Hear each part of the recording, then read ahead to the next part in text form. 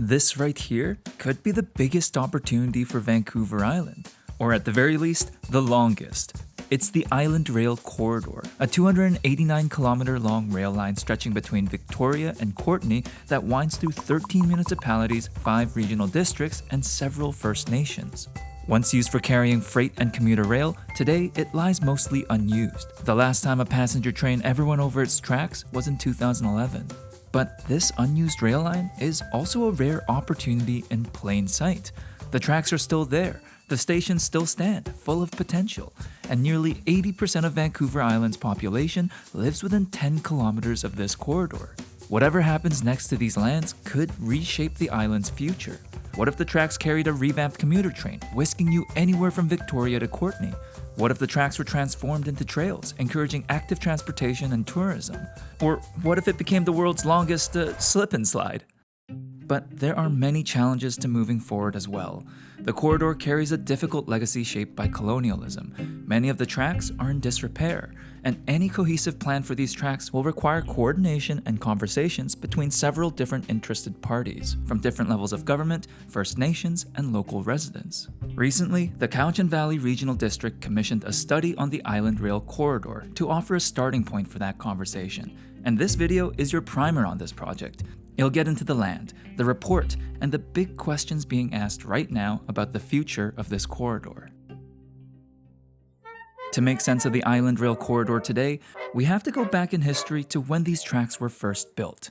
In 1871, British Columbia joined Canada on the promise that rail lines would be built to connect the province to the rest of the country. That agreement also included a railway on Vancouver Island, and to build the tracks, the government struck a deal with local coal baron Robert Dunsmuir. In exchange for him financing the railway, he would receive over 800,000 hectares of land plus ownership of the rail line. Yeah, it was a great deal for Robert. But importantly, this land was handed over without any recognition of Indigenous land rights or title.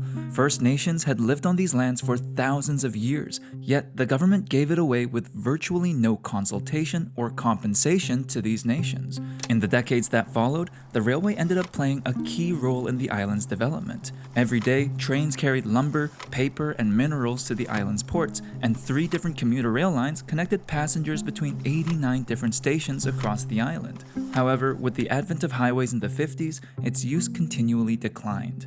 In 2003, after decades of undermaintenance, the rail lines and the land beneath them were given to the Island Corridor Foundation, a nonprofit who manages the railway on behalf of the regional districts and the First Nations along this corridor.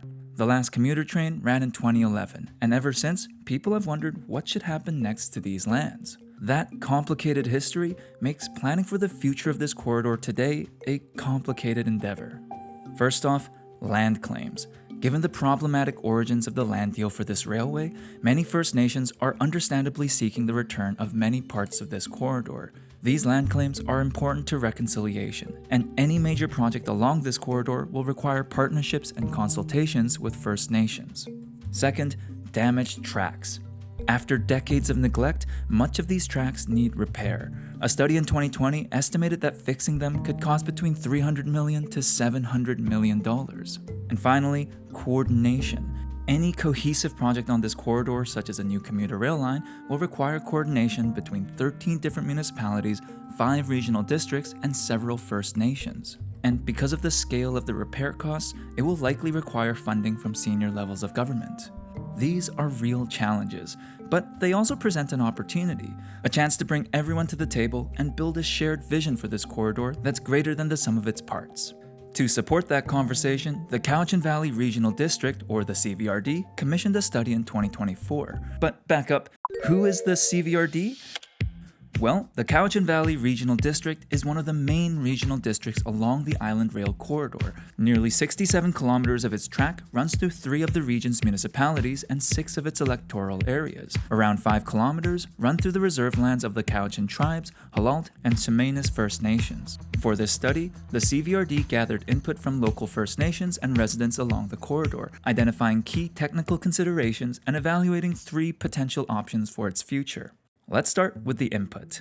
Among the nations whose lands are directly crossed by the corridor, the Cowichan tribes and Halalt First Nation are seeking the return of their lands, while the Semanis First Nation is currently gathering input from their community as they weigh their options. Other nations within the region shared their perspectives for this study as well, which has been documented in the full report. While these are preliminary discussions, it's clear that each nation has unique interests along the corridor, and meaningful consultation and partnerships will be essential for any major project moving forward. The study also included surveys, open houses, and interactive mapping activities with CVRD residents. Roughly 4,100 residents filled out the survey, and the majority of the respondents expressed support for passenger rail, followed by biking and hiking trails, and then freight rail. The study then looked at the key technical considerations for each of these options. As part of the environmental analysis, the study flagged that decades of rail activity may have left behind pollutants, and soil remediation could be necessary if the lands are repurposed for public use, such as trails. Next, a transportation and land use analysis explored how commuter rail could influence regional growth and potential ridership.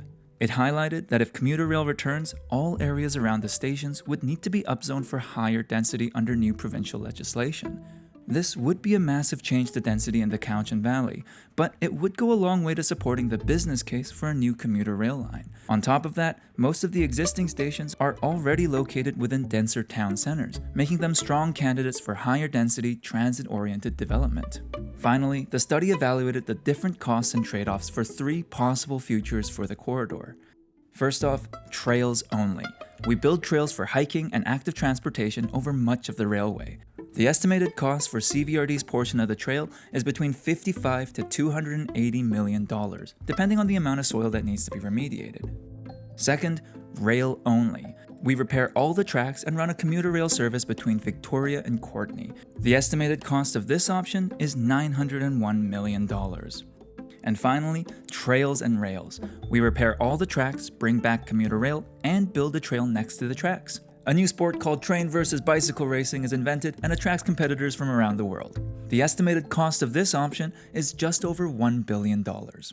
So that's our quick overview of the CVRD Island Rail Corridor study.